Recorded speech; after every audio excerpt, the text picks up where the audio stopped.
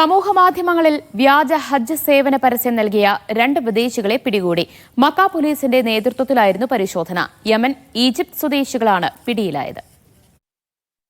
ഹജ്ജ് തീർത്ഥാടകരെ വ്യാജ പരസ്യത്തിൽ കെണിയിലാക്കാൻ ശ്രമിച്ചതിനാണ് പിടിവീണത്. അറസ്റ്റിലായത് യമൻ, ഈജിപ്ത് സ്വദേശികളാണ്. സോഷ്യൽ മീഡിയ വഴിയായിരുന്നു വ്യാജ പരസ്യങ്ങൾ പ്രചരിപ്പിച്ചത്. ഹജ്ജ് തീർത്ഥാടകർക്ക് താമസ സൗകര്യം, ഗതാഗതം എന്നിവ ചുരുങ്ങിയ ചെലവിൽ നൽകുമെന്നായിരുന്നു വാഗ്ദാനം. വ്യാജ പരസ്യങ്ങൾ സാമൂഹ്യ മാധ്യമങ്ങളിലൂടെ പ്രചരിച്ചതോടെയാണ് ഇരുവരും പിടിയിലാകുന്നത്. മക്ക പോലീസിന്റെ നേതൃത്വത്തിലായിരുന്നു അറസ്റ്റ്. തുടർ നടപടികൾക്കായി ഇരുവരെയും പബ്ലിക് പ്രോസിക്യൂഷന് കൈമാറി. വ്യാജ ഹജ്ജ് പരസ്യങ്ങൾ വ്യാപകമായതോടെ ശക്തമായ നടപടികളാണ് മന്ത്രാലയം നടപ്പാക്കുന്നത്. നിയമലംഘനങ്ങൾ ശ്രദ്ധയിൽപ്പെടുന്നവർ 911, 933 എന്നീ നമ്പറുകളിൽ വിളിച്ചറിയിക്കണമെന്നും നിർദ്ദേശമുണ്ട്. Mishal Cherpulassery, media 1, Riyadh.